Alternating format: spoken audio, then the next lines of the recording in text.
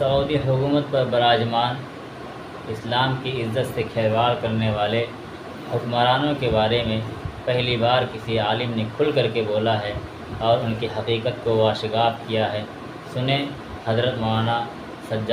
سعودی عرب کی موجودہ حکومت ہو یا امارات کے موجودہ حکمراں ہوں، یہ ان کی نسل کیا ہے، یہ کن خواتین کی گود میں ان کی تربیت ہوئی ہے، اور یہ مذہبی طور پر کیا مسلمان ہیں یا اسرائیل کا جو مذہب ہے اسرائیلیوں کا یہ انہوں نے اندر سے قبول کر رکھا ہے، یا وفاداریاں ادھر کم سے کم ضرور منتقل ہو چکی ہیں۔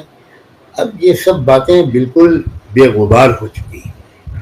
اسی طرح کا کوئی خیر کی توقع کسی باخبر شخص کو سعودی حکومت سے اور امارات کی حکومت سے نہیں ہو سکتی۔ بالکل صورتحال وہاں کے علماء جو بھی بولتا ہے وہ سب جیل میں ہے۔ جو شخص سعودی حکومت کی پالیسی کے بارے میں ایک لفظ بولتا ہے، ایک ٹویٹ کر دیتا ہے، بلکہ صرف دعا کر دیتا ہے۔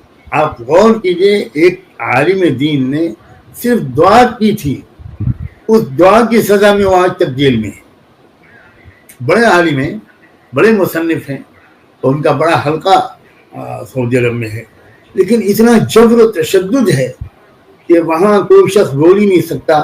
خوف اور دہشت گردی کا عالم ہے۔